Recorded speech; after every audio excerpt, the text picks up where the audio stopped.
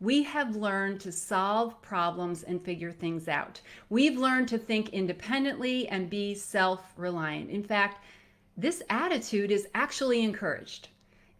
Weren't you told to take responsibility for your own success, to think for yourself? Didn't you hear things like, if you want to know who to blame, just look in the mirror? I know these are the things that I was told.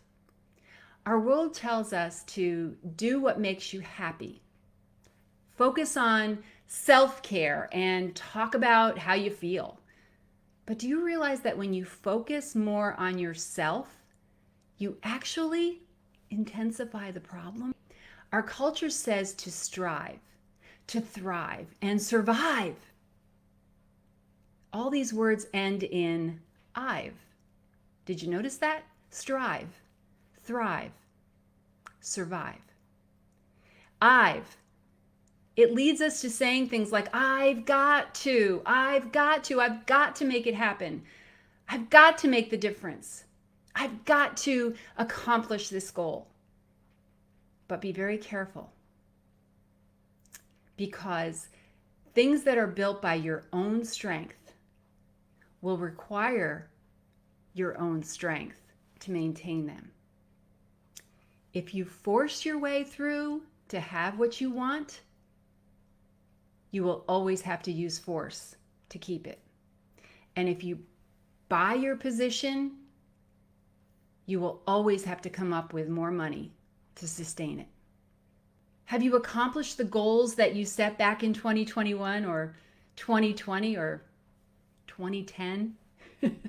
What's actually changed? Are the methods and the strategies that you've been using giving you the peace and prosperity that you truly desire? Are you still thinking to yourself, there's got to be more to life than this?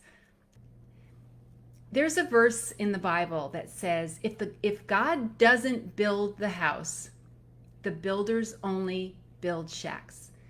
If God doesn't guard the city, the night watchman might as well nap. Are you setting goals for the new year, determined that you're going to make them happen because you want them to happen? So you're determined to, as the world says, hustle and grind your way to the top. Stop for a minute. Do you know that hustle means to fraud or swindle? And grind means to gradually weaken or destroy. What is it that we truly want? Is it to be debt-free, or is it to live without financial worry?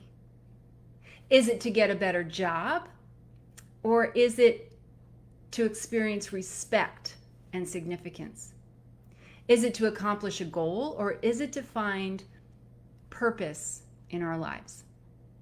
I coach leaders on how to live a life by God's design, how to make this paradigm shift. And while it may be simple, it isn't easy.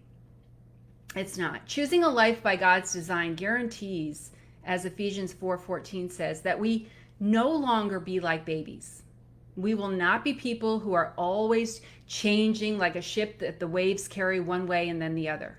We will not be influenced by every new teaching we hear from people who are trying to deceive us, and those who make clever plans and use every kind of trick to fool others into following the wrong way.